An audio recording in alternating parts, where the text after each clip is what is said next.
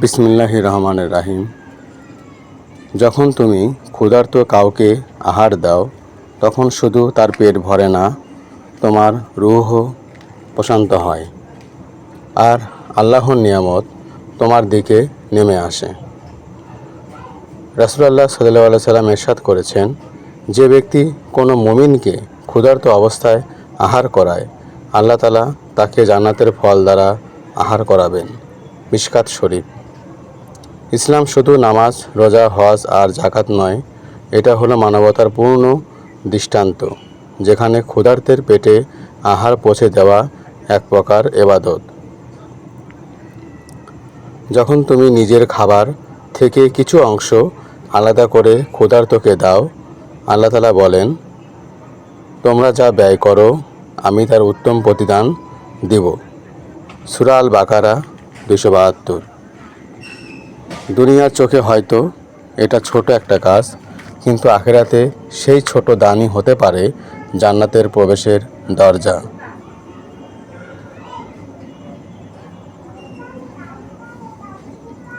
রুহানিয়ত বা মারিফাতের দৃষ্টিতে ক্ষুধার্তকে আহার করানো মানে কেবল দেহকে খাদ্য দেওয়া নয়, বরং একটি আত্মাকে আল্লাহর প্রেমে জাগত করা। কারণ যখন তুমি কারো প্রয়োজন মেটাও আল্লাহর সন্তুষ্টির জন্য, তখন আল্লাহ তোমার হৃদয়ে এক বিশেষ নূর দান করবেন, যার আলো তোমার দুনিয়া ও আখিরাত উভয়কেই আলোকিত করে।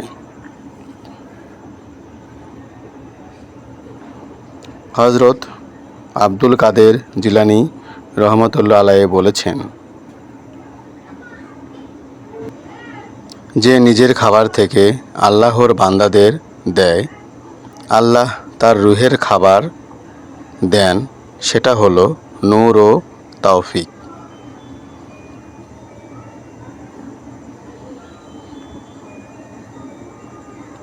তাই ভাই, আজ থেকেই শুরু করো। যদি এক টুকরা রুটি দিয়েও কারো ক্ষুধা মেটাতে পারো, জেনে রাখো তুমি আল্লাহর ভালোবাসা অর্জন করেছ। ক্ষুধার্তকে আহার দাও। তুমি হয়তো জানো না, সেই মানুষটাই হতে পারে জান্নাতে তোমার সুপারিশকারী।